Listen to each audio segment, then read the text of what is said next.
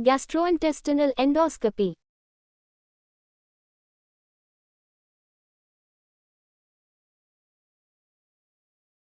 Introduction. The gastrointestinal tract has a myriad of functions, such as digestion, absorption and excretion, as well as the synthesis of an array of hormones, growth factors and cytokines. In addition, a complex enteric nervous system has evolved to control its function and communicate with the central and peripheral nervous systems. Finally, as the gastrointestinal tract contains the largest sources of foreign antigens to which the body is exposed, it houses well-developed arms of both the innate and acquired immune systems. Therefore, it is not surprising that malfunction or infection of this complex organ results in a wide spectrum of pathology. However, its importance in disease pathogenesis is matched only by its inaccessibility to traditional examination. Few discoveries in medicine have contributed more to the practice of gastroenterology than the development of diagnostic and therapeutic endoscopy. Although spectacular advances in radiology have occurred recently with the introduction of multislice spiral computed tomography, CT, and magnetic resonance imaging, MRI, the ability to take targeted mucosal biopsies remains a unique strength of endoscopy. Historically, radiological techniques were required to image areas of jejunum and ileum inaccessible to the standard endoscope. However, the introduction of both capsule endoscopy and single, double balloon enteroscopy allows both diagnostic and therapeutic access to the entire gastrointestinal tract. Image enhancement with techniques such as chromoendoscopy, magnification endoscopy and narrow band imaging allows increased resolution at the mucosal level and increases diagnostic yield. Endoscopic ultrasound, EUS, can examine all layers of the intestinal wall as well as extraintestinal structures. Finally, experimental techniques such as confocal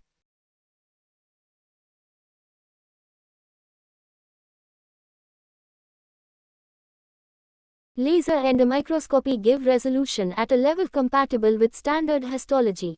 The advances in the diagnostic accuracy of endoscopy lend themselves to disease surveillance for specific patient groups as well as population screening for gastrointestinal malignancy.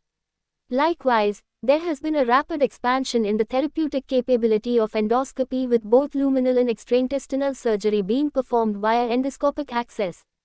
As in all areas of interventional practice, competent endoscopists must match a thorough grounding in anatomy and physiology with a clear understanding of the capabilities and limitations of the rapidly advancing techniques available. Perhaps most importantly, they must appreciate all aspects of patient care, including pre-procedural management, communication before and during the procedure and the management of endoscopic complications. This chapter aims to guide the reader through these areas in addition to introducing the breadth of procedures that are currently performed. History of endoscopy. Over the last 50 years, endoscopy has become a powerful diagnostic and therapeutic tool. However, its development required two obvious but formidable barriers to be overcome. First, the gastrointestinal tract is rather long and tortuous, and, second, no natural light shines through the available orifices. Therefore, successful visualization of anything beyond the distal extremities requires a flexible instrument with an intrinsic light source that can transmit images to the operator. The breakthrough was the discovery that images could be transmitted using flexible quartz FBARs. Although this was FRST described in the late 1920s, it was not until 1954 that Hopkins built a model of a flexible FBRE imaging device. The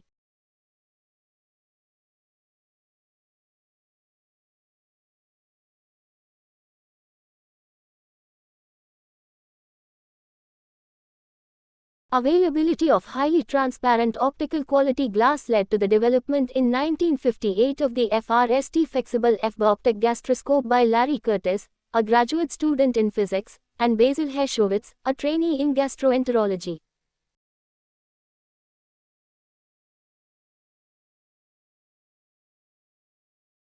Over the next 30 years, the FBAR evolved to allow examination of the upper gastrointestinal tract, the biliary system and the colon. In parallel with advances in diagnostic ability, a range of therapeutic procedures was developed. Table 9.1. Although the FBAR optic endoscope has been the workhorse of many endoscopy units over the last 3 decades, its obsolescence was guaranteed by the invention of the charge-coupled device, (CCD) in the 1960s, which allowed the creation of a digital electronic image, permitting endoscopic images to be processed by a computer and transmitted to television screens. Thus, the modern endoscope was born. Figure 9.1.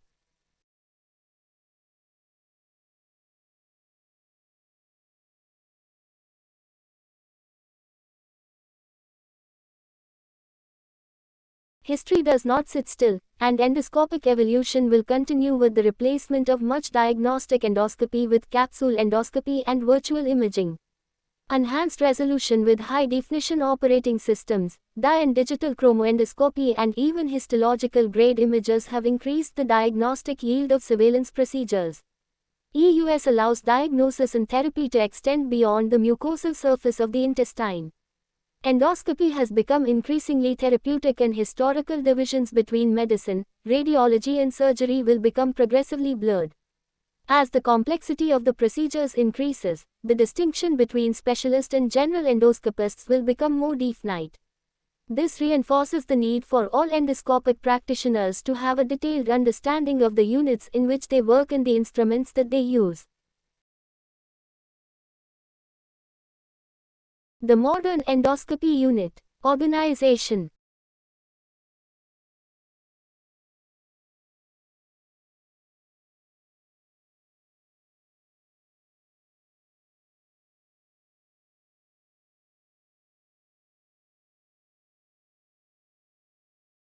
A well-designed endoscopy unit staffed by trained endoscopy nurses and dedicated administrative staff is essential to support good endoscopic practice and training. Clinical governance with regular appraisal and assessment of performance should be embedded within the unit's philosophy. Endoscopist training demands particular attention, with a transparent process of skills and theory-based education centered on practical experience and dedicated training courses.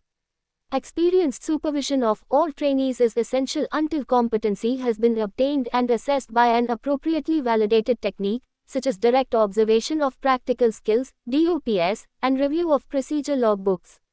All endoscopists should record diagnostic and therapeutic procedure numbers and markers of competency such as colonoscopy completion rates, polyp detection rates, mean sedation use and complication rates. Central to this is an efficient data management system that provides outcome analysis for all aspects of endoscopy, including adherence to guidelines, near misses, patient satisfaction, decontamination processes and scope tracking, as well as the more obvious completion and complication rates.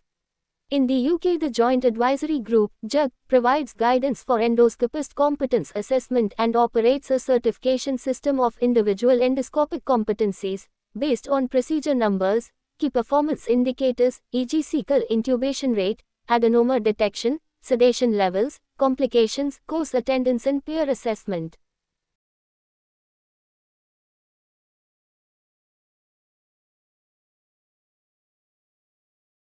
Equipment. Figure 9.1. Photograph of a full description of all available endoscopic equipment is beyond the scope of this chapter. However, each unit should have a sufficient range of endoscopes, processes and accessories as dictated by the local case mix and sufficient endoscope numbers to ensure smooth service provision. These should include both forward and lateral viewing gastroscopes, an enteroscope for proximal small bowel visualization and a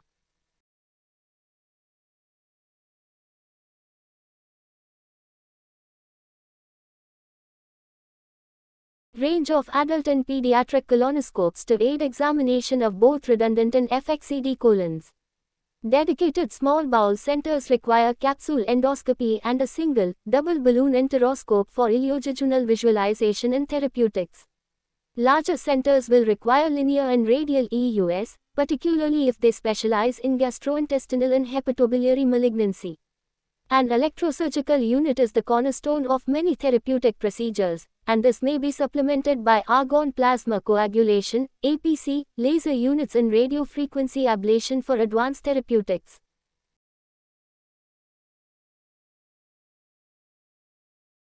Instrument decontamination. Endoscopes will not withstand steam-based autoclaving and therefore require high-level disinfection between cases to prevent transmission of infection. Although accessories may be autoclaved, best practice requires the use of disposable single-use items whenever possible. All equipment should be decontaminated to an identical standard whether for use on immunocompromised, infected patients or not. This process involves two equally important stages: FRST, removal of physical debris from the internal and external surfaces of the instrument, and, second, chemical neutralization of all microbiological agents. A variety of agents are available and endoscopists should familiarize themselves with the agent in use in their department. In 2020, the British Society of Gastroenterology updated its guidelines for decontamination of endoscopes. See further reading. Care should be applied to the decontamination of duodenoscopes because of reports of transmission of multiresistant bacteria. Summary box 9.1.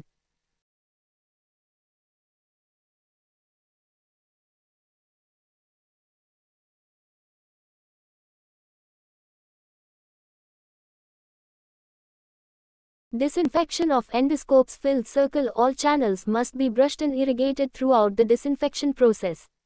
Filled circle. All instruments and accessories should be traceable to each use, patient and cleaning cycle. Filled circle. All staff should be trained and protected, particularly if glutaraldehyde is used in view of its immune sensitizing properties. Filled circle. Regular monitoring of disinfectant power and microbiological contamination should be performed.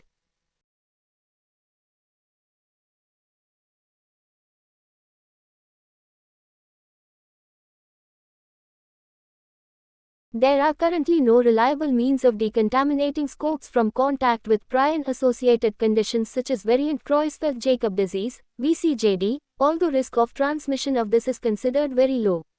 If an invasive procedure, where gut mucosa is breached and an unsheathed accessory withdrawn through the endoscope working channel, is conducted in a patient with known or possible VCJD, the endoscope needs to be quarantined after use.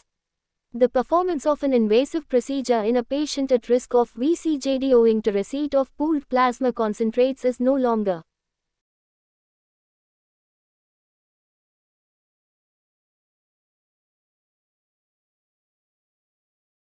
deemed to confer a high risk of endoscope contamination. A single quality-assured decontamination cycle is considered sufficient, but the endoscope should be decontaminated separately from others with a single-use disinfectant. There is no longer a requirement to quarantine the endoscope provided that routine traceability data can be demonstrated. Consent in endoscopy. Approximately 1% of medical negligence claims in the USA relate to the practice of endoscopy. Many of these could have been avoided by a careful explanation of the procedure, including an honest discussion of the risks and benefits. Therefore, obtaining informed consent is a cornerstone of good endoscopic practice. It preserves a patient's autonomy, facilitates communication, and acts as a shield against future complaints and claims of malpractice. The most important aspect of the consent procedure is that a patient understands the nature, purpose, and risk of a particular procedure, in addition to potential alternatives. Current guidelines would suggest that a patient should be informed of minor adverse events with a risk of more than 10% and serious events with an incidence of more than 0.5%. The key risks of endoscopy are summarized in Summary Box 9.2. British Society of Gastroenterology guidelines for consent have been published. See further reading.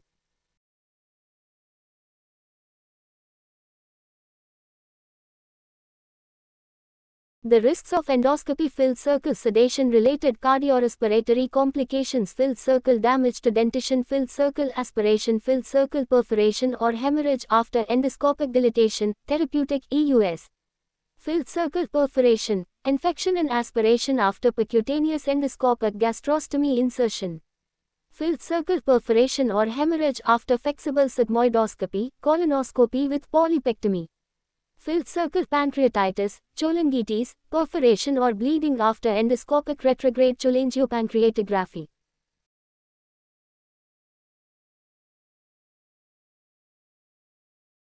Safe sedation. If performed competently, the majority of diagnostic endoscopies and colonoscopies can be performed without sedation or with pharyngeal anesthesia alone.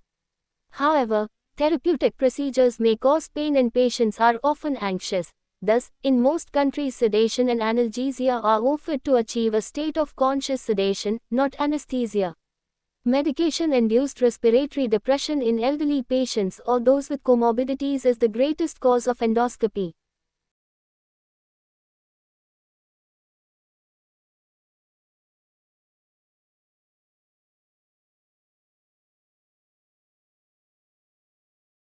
Related mortality and, therefore, safe sedation practices are essential. The involvement of anesthetists to advise on appropriate protocols is recommended. Endoscopy in certain situations, particularly pediatric endoscopy, requires a general anesthetic. This should only be undertaken by appropriately trained staff with adequate equipment available.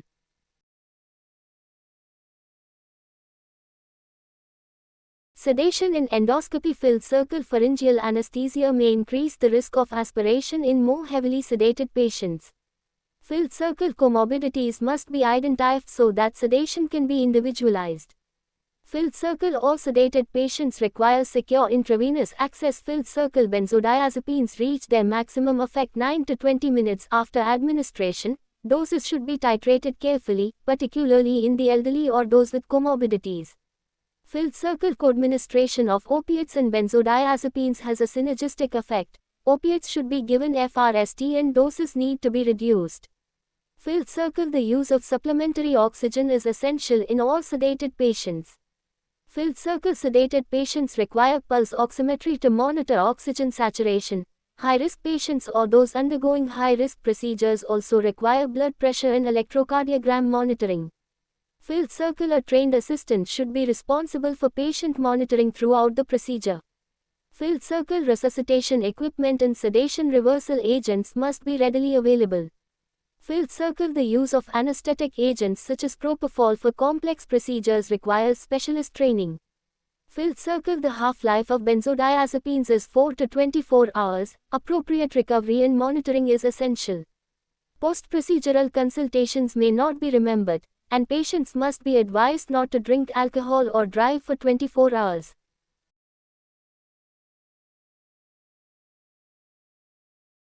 Endoscopy in patients with diabetes is approximately 2% of the population has diabetes. Managing glycemic control before and after endoscopy is an essential aspect of endoscopic practice. Each unit should develop a policy for managing diabetic control during endoscopy. Factors influencing management include the type of diabetes, the procedure that is planned, the preparation, recovery time and the history of diabetes control in the individual patient. Thus, a patient with poorly controlled insulin-dependent diabetes undergoing colonoscopy will require more input than a patient with type 2 diabetes on oral hypoglycemic medication undergoing upper gastrointestinal endoscopy.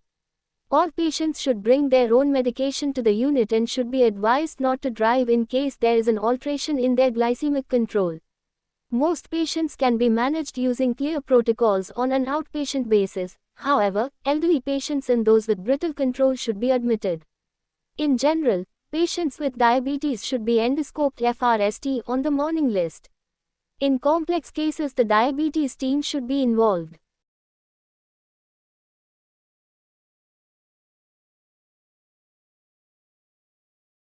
Antibiotic prophylaxis. The majority of endoscopies can be performed safely without the need for routine antibiotic prophylaxis. However, given that certain endoscopic procedures are associated with a significant bacteremia, Table 9.2, there are several specific situations where antibiotic cover is required to prevent either bacterial endocarditis, infection of surgical prostheses or systemic sepsis. In general, the risk of infection relates to the level of bacteremia and the risk of the underlying medical condition. Traditionally, patients with a previous history of endocarditis or a metallic heart valve received antibiotic prophylaxis for all endoscopic procedures, and some national guidelines still reflect this. However, in 2009 UK guidelines changed in response to the low reported incidence of infective endocarditis in this patient group undergoing endoscopy. Patients with severe neutropenia may also require antibiotic prophylaxis for endoscopy. The antibiotic regime used will depend on local guidelines.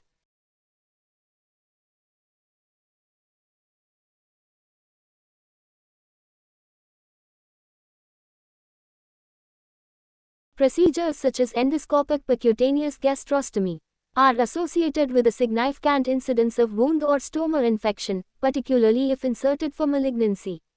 Antibiotic prophylaxis reduces this complication, and a single intravenous injection of co-amoxiclav should be administered before the procedure. Antibiotics are routinely used during endoscopic manipulation of an obstructed biliary tree in which it is unlikely that complete drainage will be achieved. There is significant comorbidity. When cystic cavities are aspirated at EUS, a on-off dose of a broad-spectrum antibiotic, e.g. co-amoxiclav, is recommended to prevent cyst infection.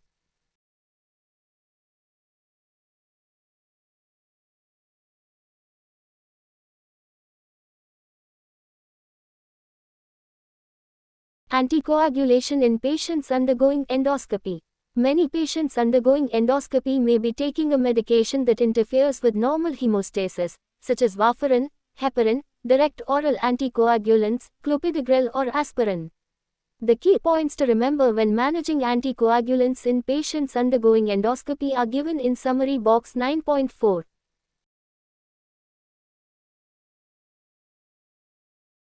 Managing anticoagulants in patients undergoing endoscopy.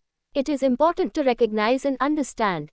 Circle the risk of complications related to the underlying gastrointestinal disease from anticoagulant therapy. Circle the risk of hemorrhage related to an endoscopic procedure in the setting of anticoagulant therapy. Circle the risk of a thromboembolic, ischemic event related to interruption of anticoagulant therapy.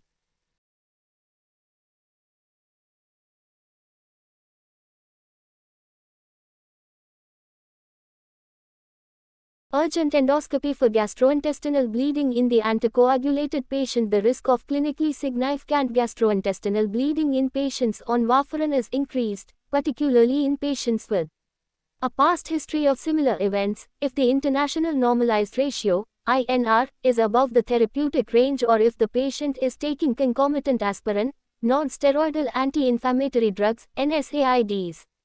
In these situations, the risk of reversing the anticoagulation must be weighed against the risk of ongoing hemorrhage. If complete reversal is not appropriate, correction of the INR to approximately 1.5 is usually sufficient to allow endoscopic diagnosis and therapy. Anticoagulation can often be resumed 24 hours after successful endoscopic therapy, figure 9.2.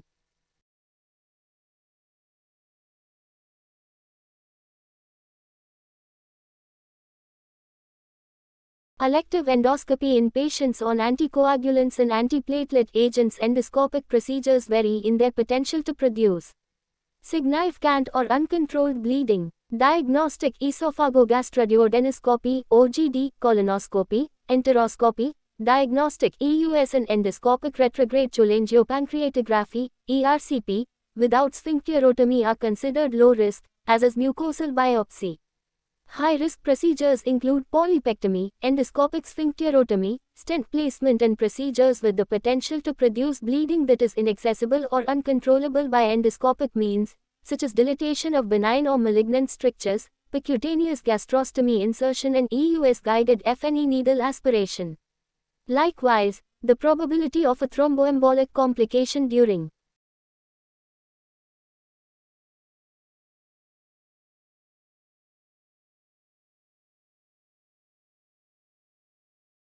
temporary cessation of anticoagulant or antiplatelet therapy depends on the underlying medical condition. Table 9.3. Aspirin. Aspirin and NSAIDs inhibit platelet cyclooxygenase, resulting in suppression of thromboxane A2-induced platelet aggregation. Limited published data do not suggest an increased bleeding risk in patients taking standard doses, and, therefore, there is no need to discontinue therapy before endoscopic procedures.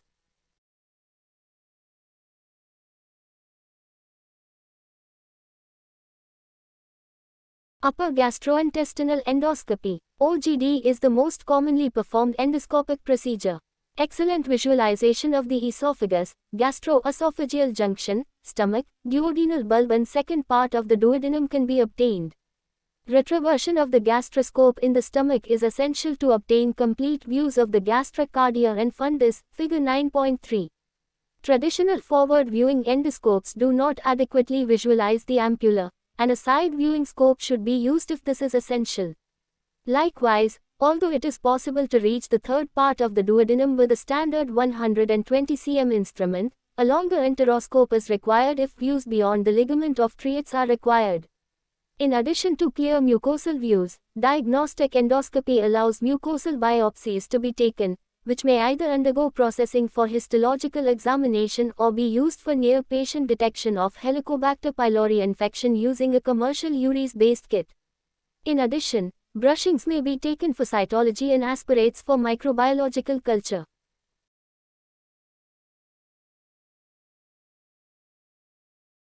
Indications for esophagogastroduodenoscopy. A full assessment of the role of OGD is outside the scope of this chapter. It will vary with local circumstances and the availability of alternative diagnostic techniques. OGD is usually appropriate when a patient's symptoms are persistent despite appropriate empirical therapy or are associated with warning signs such as intractable vomiting, anemia, weight loss, dysphagia or bleeding. It is also part of the diagnostic workup for patients with anemia, symptoms of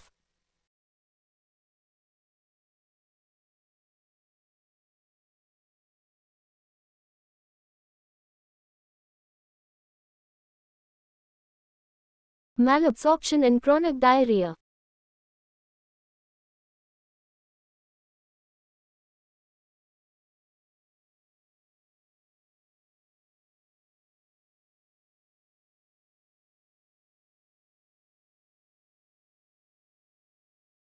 Two British Society of Gastroenterology and European Society of Gastrointestinal Endoscopy 2021 Guidelines for Management of Endoscopy in Patients on Antiplatelet or Anticoagulant Therapy.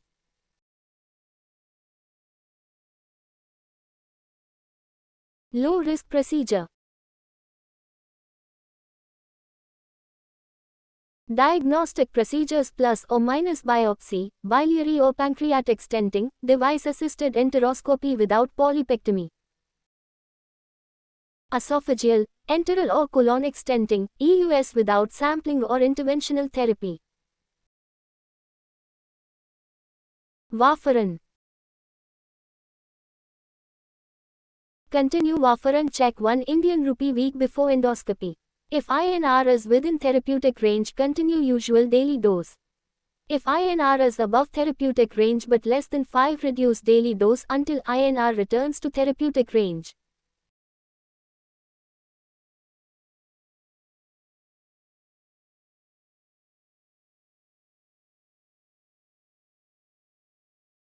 DOAC, dabigatran, rivaroxaban, apixaban, edoxaban.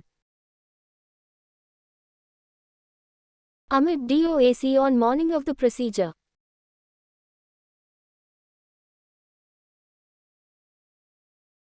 High-risk procedure. Polypectomy, ERCP with sphincterotomy, EMR, ESD. Dilatation of strictures.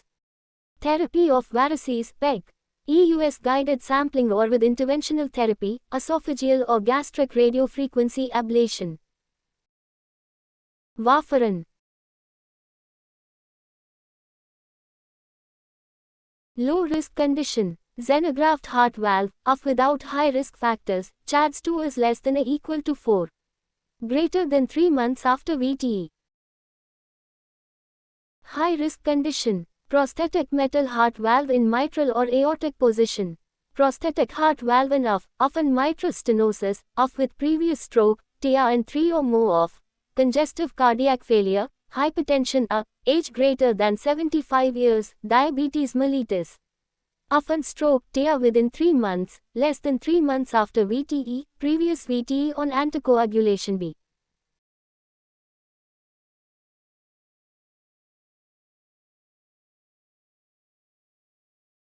Stop warfarin for 5 days before endoscopy. Start LMWH 2 days after stopping warfarin, omit LMWH on day of procedure, restart warfarin evening of the procedure with usual daily dose. Continue LMWH until INR adequate. Stop warfarin for 5 days before endoscopy. Check INR prior procedure to ensure INR less than 5. Restart warfarin evening of the procedure with usual daily dose. Check 1 Indian rupee week later to ensure adequate anticoagulation.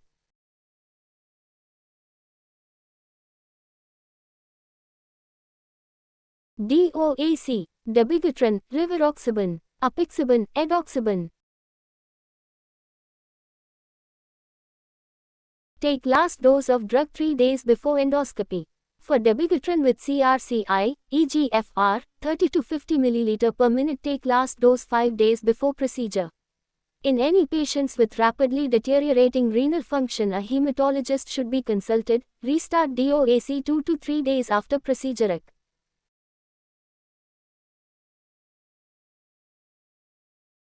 Clopidogrel, prasugrel, ticagrelor.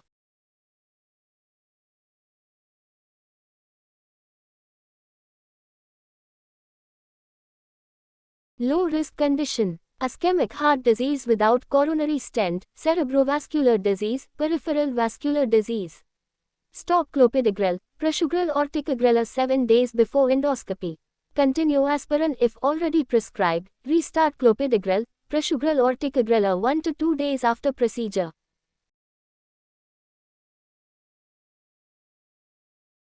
High-risk condition: coronary artery stents. Discuss strategy with consultant interventional cardiologist. Consider temporary cessation of P2Y12 receptor antagonist if 6 to 12 months after insertion of drug-eluting coronary stent, greater than 1 month after insertion of bare metal coronary stent. Continue.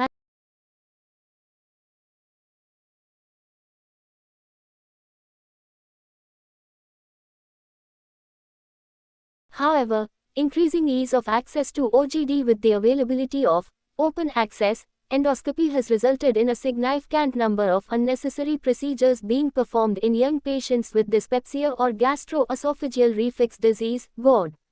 This has led to a number of international gastroenterology societies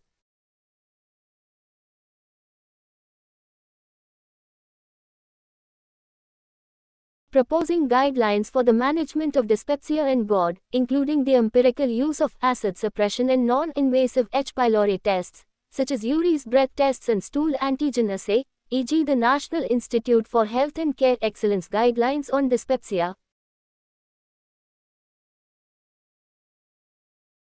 In addition,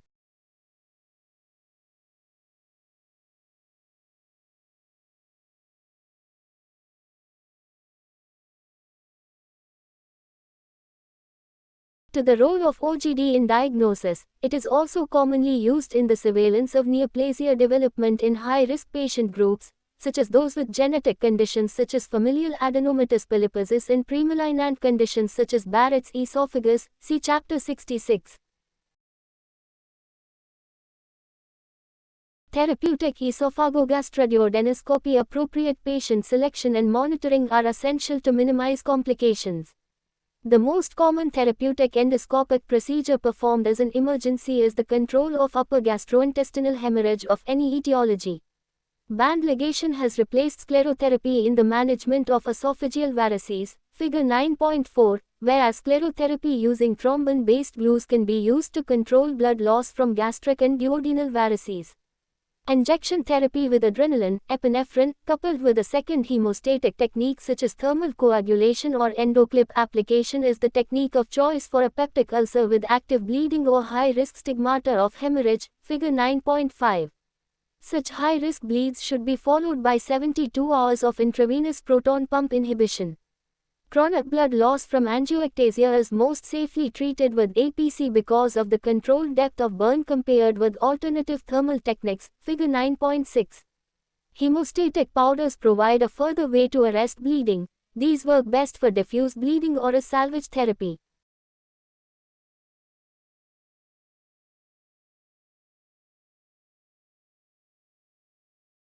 Benign esophageal and pyloric strictures may be dilated under direct vision with through the scope, TTS, balloon dilators or the more traditional guide wire-based systems such as Savary-Gilead boogie dilators, figure 9.7.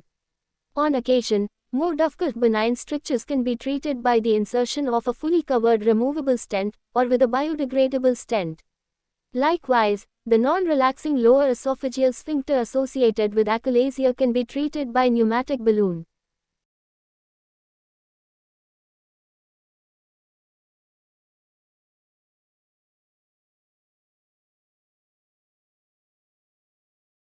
Dilatation with a 30 to 40 mm balloon. Endoscopic dissection techniques, see therapeutic colonoscopy, are now being employed to treat achalasia by natural orifice myotomy, peroral endoscopic myotomy, POEM, with good follow-up results.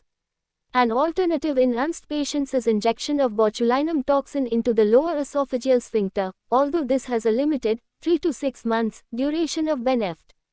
There are a limited number of endoscopic techniques available to reduce gastroesophageal reflux, which rely on tightening the loose gastroesophageal junction by plication, by the application of radiofrequency ablation or by mucosal resection techniques. These may have a role in some patients but are yet to demonstrate benefit over surgical fundoplication.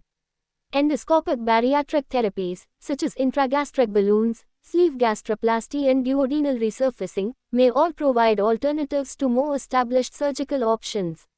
In contrast, there is clear evidence that the insertion of a percutaneous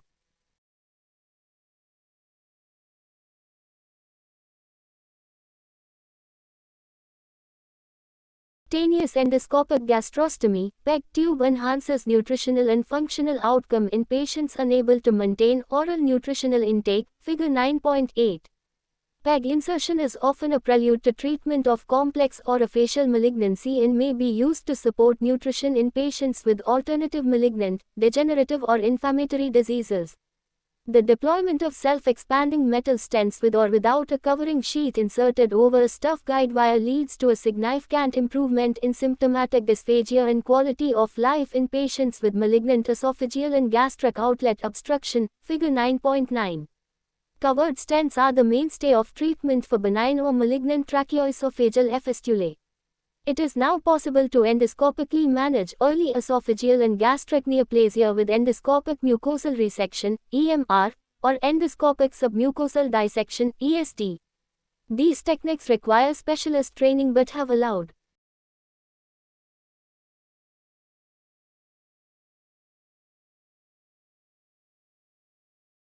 endoscopic management of mucosal lesions that were previously subject to surgical intervention, figure 9.10. A prime example has been improved endoscopic treatment of Barrett's high-grade dysplasia and early esophageal adenocarcinoma.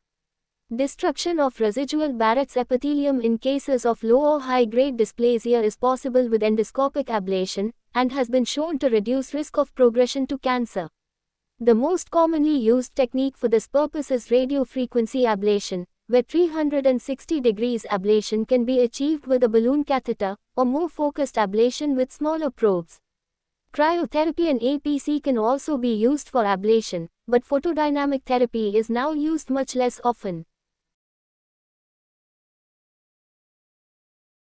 Complications of diagnostic and therapeutic esophagogastroduodenoscopy. Diagnostic upper gastrointestinal endoscopy is a safe procedure with minimal morbidity as long as appropriate patient.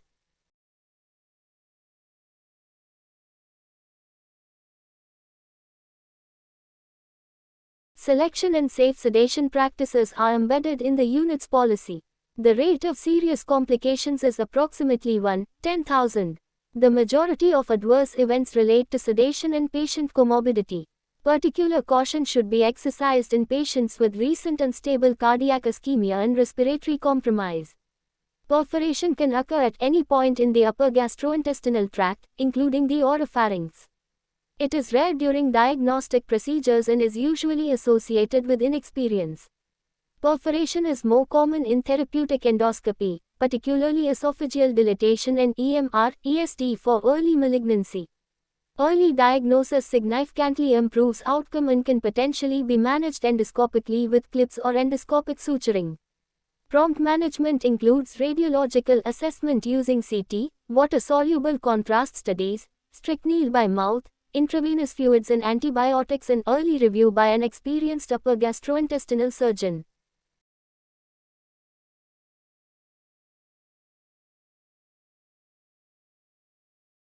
Symptoms of endoscopic esophageal perforation: filled circle neck, chest pain, filled circle increasing tachycardia, filled circle dysphagia, drooling saliva, filled circle hypotension, filled circle abdominal pain, filled circle surgical emphysema.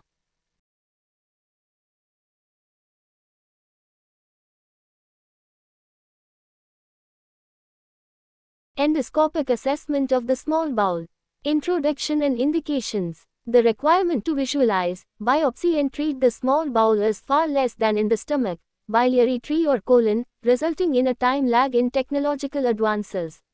The most frequent indication is investigation of gastrointestinal blood loss, which may present with either recurrent iron deficiency anemia, occult hemorrhage, or recurrent overt blood loss per rectum, cryptic hemorrhage, in a patient with normal OGD, with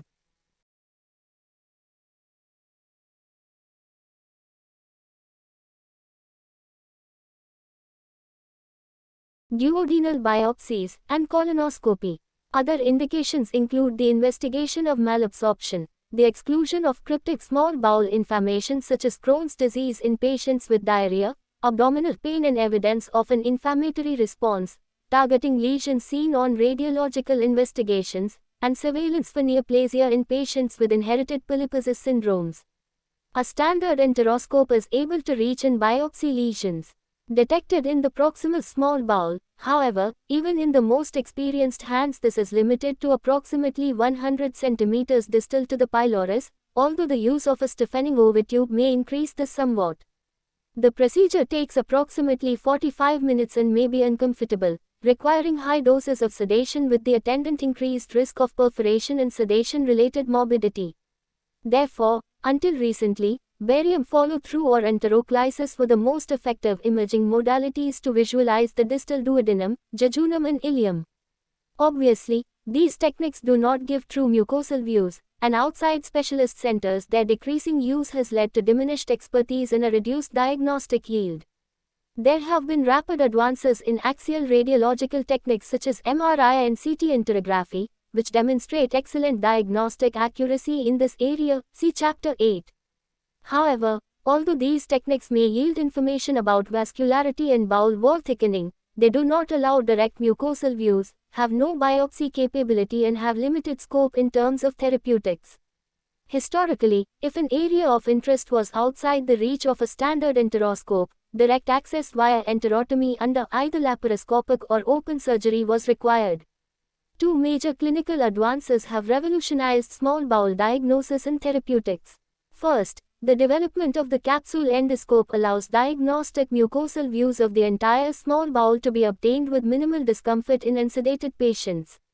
Second, the novel technique of single, double balloon enteroscopy allows endoscopic access to the entire small bowel for biopsy and therapeutics, Table 9.4.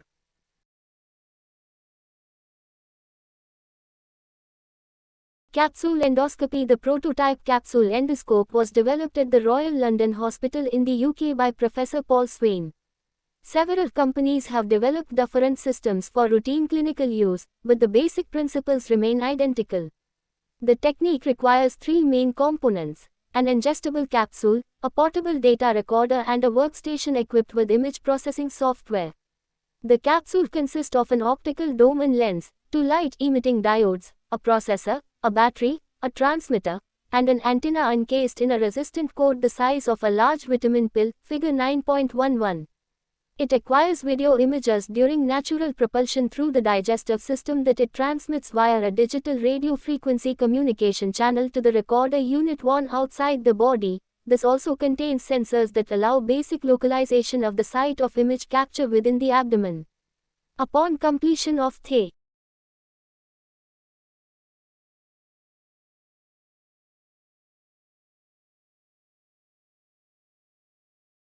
examination, the physician transfers the accumulated data to the workstation for interpretation via a high-capacity digital link. The workstation is a mobile personal computer required for offline data storage, interpretation and analysis of the acquired images and report generation. The small bowel capsule provides good visualization from mouth to colon with a high diagnostic yield. It compares favorably with other techniques for localization of occult gastrointestinal bleeding in the diagnosis of small bowel Crohn's disease. Use of the capsule endoscope is contraindicated in patients with known small bowel strictures in which it may impact, resulting in acute obstruction and requiring retrieval at laparotomy or via laparoscopy. Severe gastroparesis and pseudo-obstruction are also relative contraindications to its use. Some units advocate a barium follow through a small bowel MRI to exclude stricturing disease in all patients before capsule endoscopy. However, there are well-reported episodes of capsule impaction in a stricture that was not visualized on prior imaging. Therefore, a dummy patency capsule that can be tracked via a handheld device or conventional radiology as it passes through the intestine should be used in all patients in whom there is a possibility of stricturing disease. The patency capsule will dissolve after 40 hours if it becomes impacted. Technology in this field is rapidly advancing, with capsule systems now available to image the colon.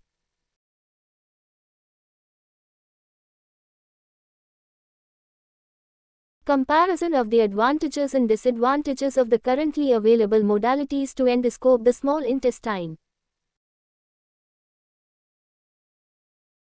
Conventional enteroscopy. Simple technique with wide availability, full range of therapeutics available, performed under sedation. Some discomfort, can only access proximal small bowel. Capsule endoscopy. Able to visualize the entire small bowel, preferable for patients, no sedation, painless. No biopsies. Not controllable and no accurate localization, variable transit, incomplete studies owing to battery life, not suitable for patients with strictures, large capsule to swallow. Double, single balloon enteroscopy. Able to visualize the entire small bowel, full range of therapeutics. Requires admission, specialist centers only, complications include perforation.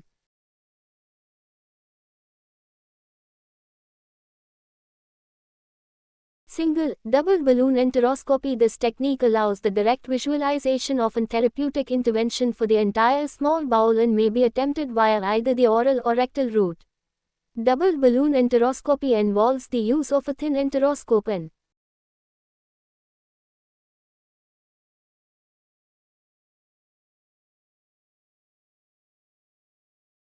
an overtube, which are both fitted with a balloon. The procedure is usually carried out under general anesthesia but may be undertaken with the use of conscious sedation. The enteroscope and overtube are inserted through either the mouth or anus and steered to the proximal duodenum, terminal ileum in the conventional manner. Following this, the endoscope is advanced a small distance in front of the overtube and the balloon at the end is inflated. Using the assistance of friction at the interface between the enteroscope and intestinal wall, the small bowel is accordioned back to the overtube. The overtube balloon is then deployed and the enteroscope balloon is deflated. The process is then continued until the entire small bowel is visualized. Figure 9.12. In single balloon enteroscopy, developed more recently, an enteroscope and overtube are used, but only the overtube has a balloon attached. A full range of therapeutics including diagnostic biopsy, polypectomy, APC and stent insertion are available for balloon enteroscopy. Some experts advocate routine capsule endoscopy before balloon enteroscopy in an attempt to localize any lesions and plan whether oral or rectal access is more appropriate. The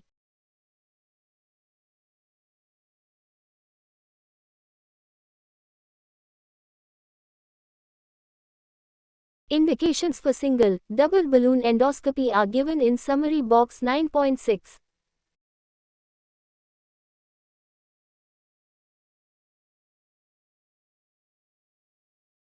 Current established indications for single, double balloon endoscopy: filled circle bleeding from the gastrointestinal tract of obscure cause, filled circle iron deficiency anemia with normal colonoscopy and gastroscopy. Filled circle visualization, often therapeutic intervention for abnormalities seen on traditional small bowel imaging, capsule endoscopy.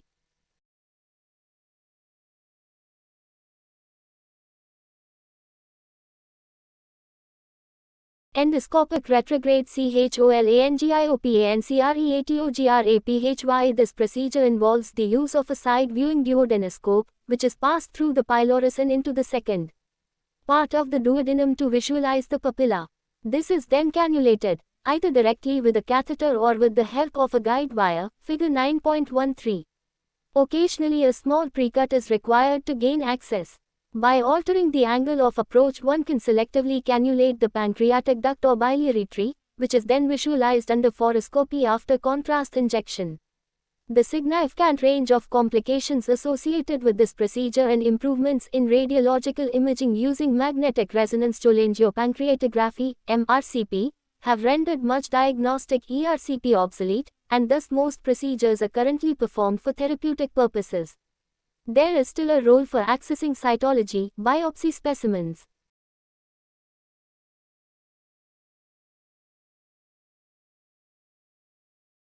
Therapeutic endoscopic retrograde cholangiopancreatography. It is essential to ensure that patients have appropriate assessment prior to therapeutic ERCP, which is associated with a significant morbidity and occasional mortality. All patients require routine blood screening including a clotting screen. Both cardiac and oxygen saturation monitoring are required during the procedure because of the high level of sedation that is often required.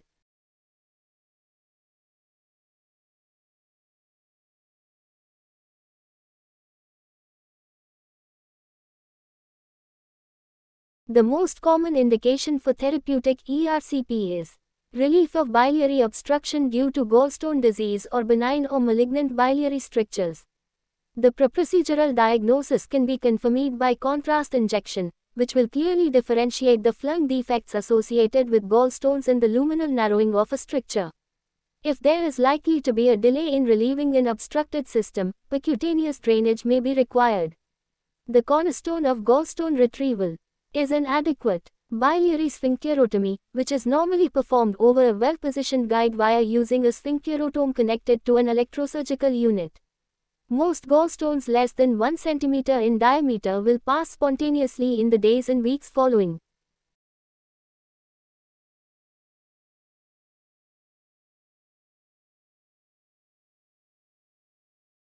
A sphincterotomy, but most endoscopists prefer to ensure duct clearance at the initial procedure to reduce the risk of impaction, cholangitis or pancreatitis.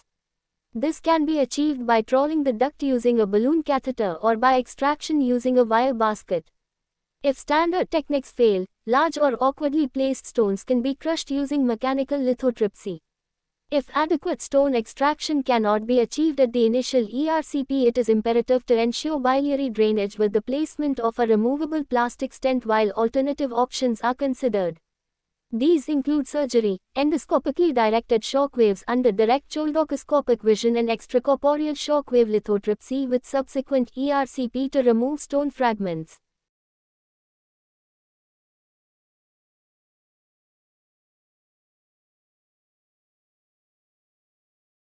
Dilation of benign biliary strictures uses balloon catheters similar to those used in angioplasty inserted over guide wire under fluoroscopic control.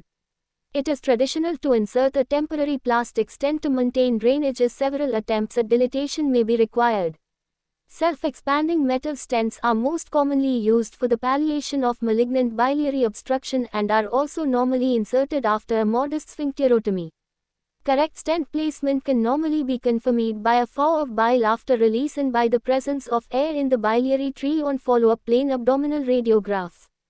Stent malfunction, associated with recurrent or persistent biochemical cholestasis, may be due to poor initial stent position, stent migration, blockage with blood clot or debris or tumor ingrowth.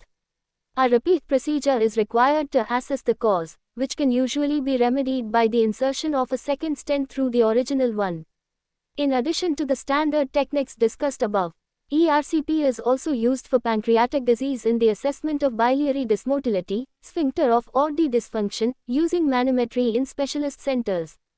Indications include pancreatic stone extraction, the dilatation of pancreatic duct strictures and the transgastric drainage of pancreatic pseudocysts. To minimize the risks of subsequent pancreatitis, pancreatic sphincterotomy is most safely performed after the placement of a temporary pancreatic stent to prevent stasis within the pancreatic duct. Visualization and sampling of biliary lesions is becoming easier and more effective with the development of newer through the duodenoscope cholangioscopes that allow direct visualization and instrumentation of the biliary and pancreatic ducts.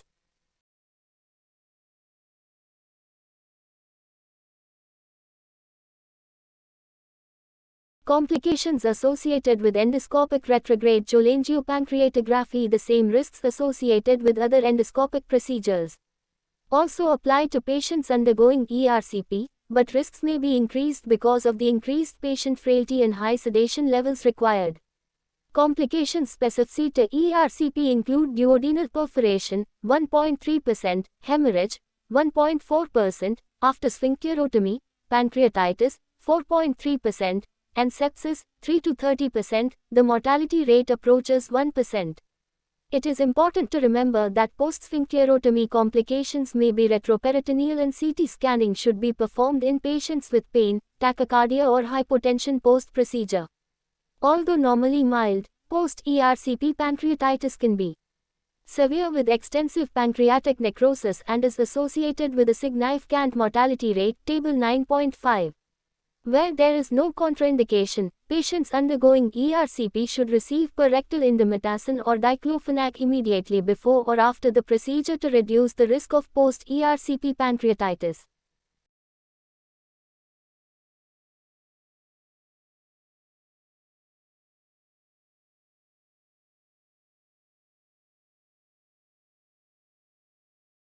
Colonoscopy.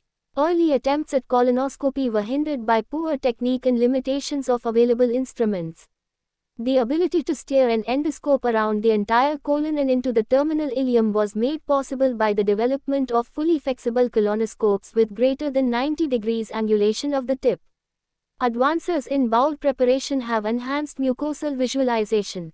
Understanding two key technical aspects of colonoscopy allows a greater cecal intubation rate and ileal intubation with minimal discomfort using light sedation. The FRST is that continued inward pressure of the endoscope results in loop formation within the mobile sigmoid and transverse colon, which in turn leads to paradoxical movement and loss of FNE tip control. The second is that pulling back the scope regularly with appropriate torque to ensure a straight passage through the sigmoid colon and around the splenic flexure greatly aids the completion of right-sided examination. Endoscopic navigation systems such as Scope Guide, Olympus, and Scope Pilot, Pentax, can help to characterize the nature of the loop, allowing for more accurate loop resolution techniques. Increasing the stiffness of the colonoscope, targeted abdominal pressure and regular patient position change are also important aids to successfully reaching the cecum. It is expected that the cecum should be reached in at least 90% of colonoscopies and is confirmed by the presence of the appendiceal orifice, the triradiate fold, the ileocecal valve and preferably terminal ileal intubation, figure 9.14. Historically, air was used to insufflate the bowel, but carbon dioxide is now preferred owing to better patient tolerance and lower risk of perforation. Recent evidence has suggested that using water alone to distend the colon may reduce patient discomfort further. The ability to take mucosal biopsies and resect polyps ensures that colonoscopy is the most appropriate investigation for the majority of patients. In selected groups, CT colonography.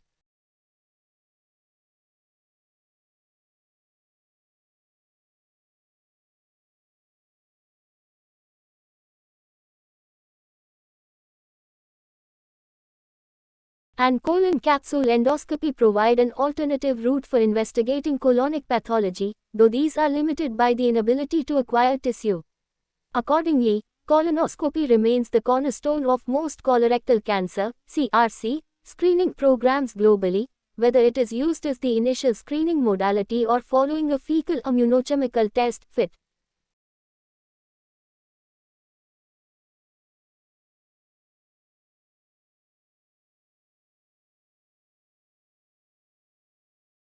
The goal is to increase the number of early-stage CRCs detected and hence decrease mortality, as well as to identify and remove adenomatous polyps prior to the development of overt cancer. Higher adenoma detection rates, ADRs, are associated with lower rates of interval cancers and, as such, the ADR is an important indicator of colonoscopy quality. ADRs can be improved with measures such as a longer time taken on withdrawal from the cecum, optimal bowel preparation, patient position changes and a second look of the right colon by changing patient position or by retrofixing the colonoscope. Distal attachments, such as a transparent cap or an endocuve visiontum, can improve ADRs further.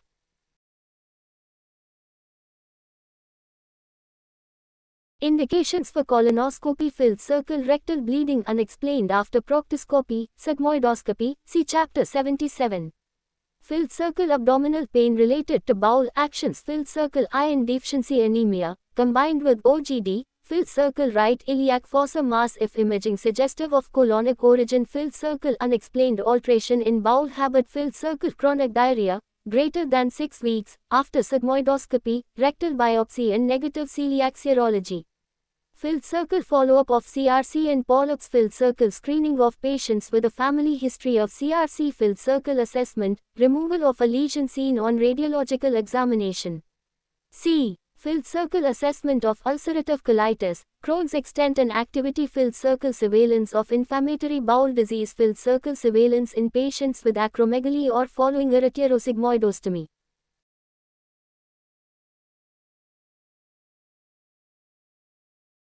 Optical diagnosis and image enhancement: with the assistance of advanced imaging techniques, endoscopists are now able to characterize colorectal polyps with high diagnostic accuracy. This begins with a white light assessment. Polyps larger than 2 cm with a large sessile component or a depressed region have the highest risk of containing cancer. Application of advanced imaging techniques can improve diagnostic accuracy further. Figure 9.15. Dye-based chromoendoscopy involves topical application. Figure 9.14. The cecal pole may not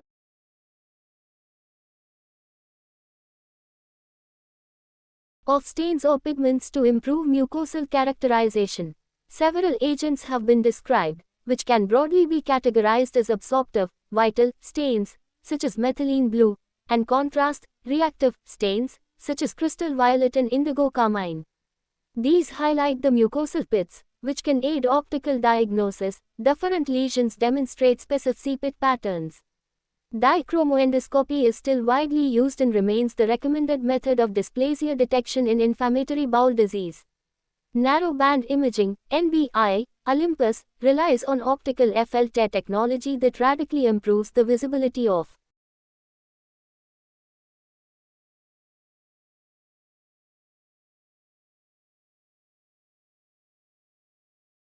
capillaries, veins and other subtle tissue structures by optimizing the absorbance and scattering characteristics of light. NBI uses 2 discrete bands of light, one blue at 415 nanometers and one green at 540 nanometers. Narrowband blue light displays superficial capillary networks, whereas green light displays subepithelial vessels. When combined, they offer an extremely high contrast image of the tissue surface. Similar modalities such as eye scan, Pentax, and blue light imaging, BLI, Fujifilm, are also available.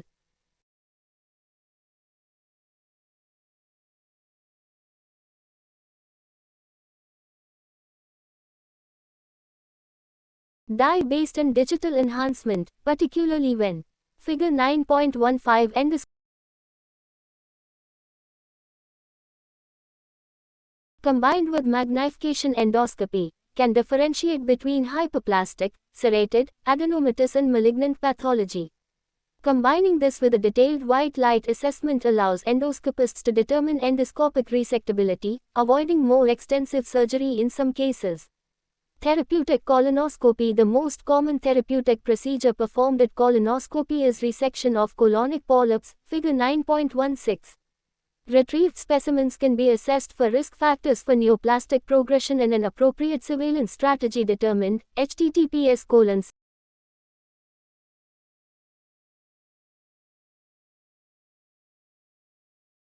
Non-pedunculated polyps up to 15 mm should be removed by cheese wiring with a dedicated, cold snare.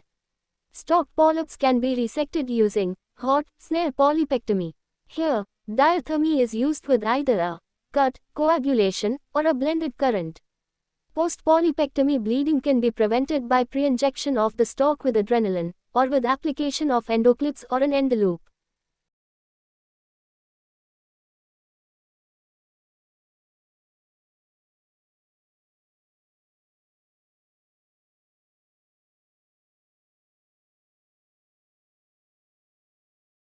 Non-pedunculated polyps of between 10 and 19 mm can be removed en bloc by EMR, which involves lifting the polyp from the muscularis propria with a submucosal injectate to prevent iatrogenic perforation, figure 9.17. Lesions greater than 20 mm can be removed with piecemeal EMR, PEM, on completion. Thermal ablation, with either APC or coagulation, is applied to the edge of the resection site to prevent adenoma recurrence. An alternative to PEM is ESD, which is typically performed with a knife rather than a snare. This technique involves the injection of a submucosal solution, followed by a circumferential incision and submucosal dissection, with coagulation of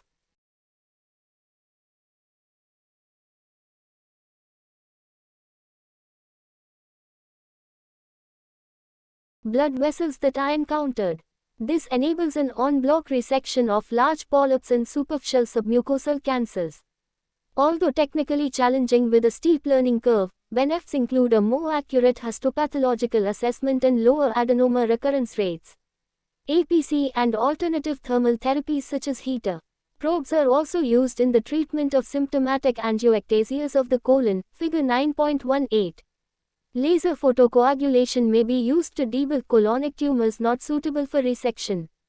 As with benign esophageal strictures, TTS balloons can be used to dilate short, less than 5 cm, colonic strictures.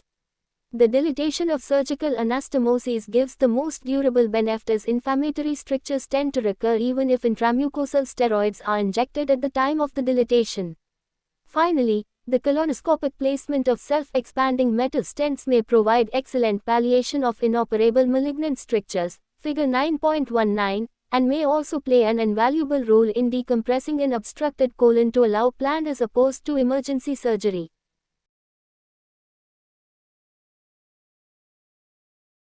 Complications of colonoscopy. Figure 9.18. A large angioectasia of the colon. If this results in symptomatic anemia, it should be obliterated with argon plasma coagulation. Complications during routine diagnostic colonoscopy are rare when performed by an experienced endoscopist. Extensive diverticulosis, diverticulitis and severe colitis are risk factors for perforation during colonoscopy. In the case of colitis, an unprepared flexible sigmoidoscopy is usually sufficient for diagnostic purposes. Polypectomy is associated with an increased rate of perforation, 0.1%, and hemorrhage, 0.3%. Immediate hemorrhage can be managed with endoclips or snare tip.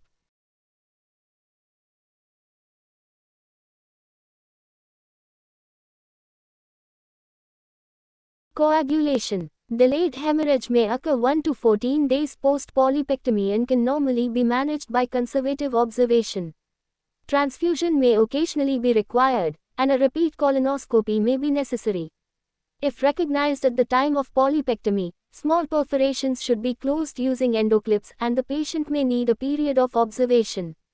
Symptoms of abdominal pain and cardiovascular compromise after a polypectomy raise the possibility of a delayed perforation and fecal contamination. Patients should be kept kneel by mouth and receive intravenous resuscitation and antibiotics. Prompt assessment with a CT scan will often distinguish between a frank perforation and a transmural burn with associated localized peritonitis, the post-polypectomy syndrome. Assessment by an experienced colorectal surgeon is essential, as surgery is often the most appropriate course of action.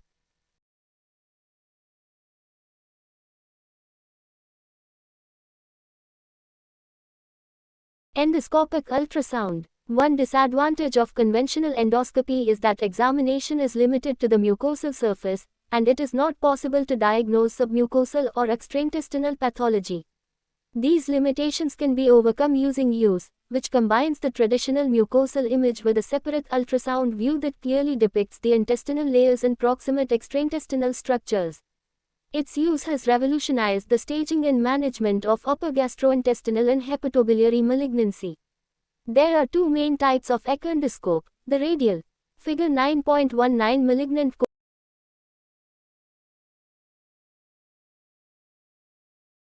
echondoscope has a radially arranged ultrasound probe and a forward viewing lens. This is used for diagnostic work such as local tumor staging in the esophagus and stomach. The linear echondoscope is a side-viewing scope with a working channel much like an ERCP scope, and a linearly arranged ultrasound probe. This conformation allows ultrasound assessment and ultrasound-guided sampling of tissues to be performed, figures 9.20 and 9.21. Sampling of paroesophageal and celiac lymph nodes and pancreatic, biliary and other solid abdominal lesions as well as drainage of peripancreatic abscess or pseudocysts can be performed. Using TTS cystotomes, it is possible to perform EUS cyst gastrostomy and stent placement, and increasingly biliary interventional procedures are being performed with EUS assistance. EUS requires dedicated training in both scope manipulation and radiographic interpretation. Owing to the width and lack of flexibility of the endo-ultrasound scope as well as the duration of complex therapeutic procedures, sedation is normally required, and some units perform tests using propofol-based anesthesia. The main indications for EUS are listed in Table 9.6. All patients undergoing therapeutic EUS require a normal coagulation screen. Complications include ovastation and esophageal perforation during diagnostic procedures and hemorrhage, perforation during therapeutic procedures.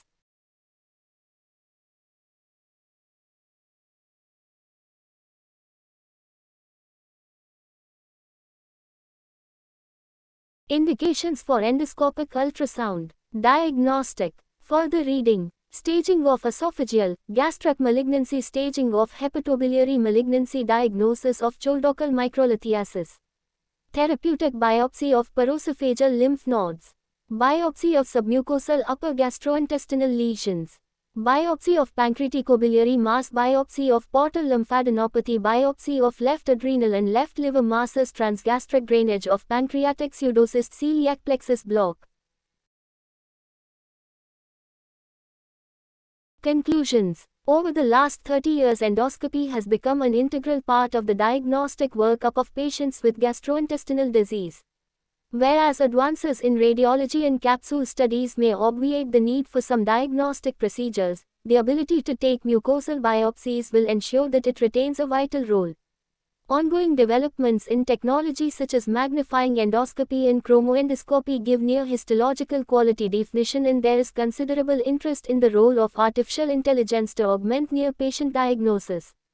There have also been major advances in the range of conditions that are amenable to endoscopic therapy. Such therapy may have substantially lower associated morbidity rates than traditional surgical approaches. However, as the scope of procedures widens and the age range, comorbidities of the patients increases, it is beholden on the endoscopist to ensure that he or she adheres to appropriate governance, consent and sedation practice to minimize complications.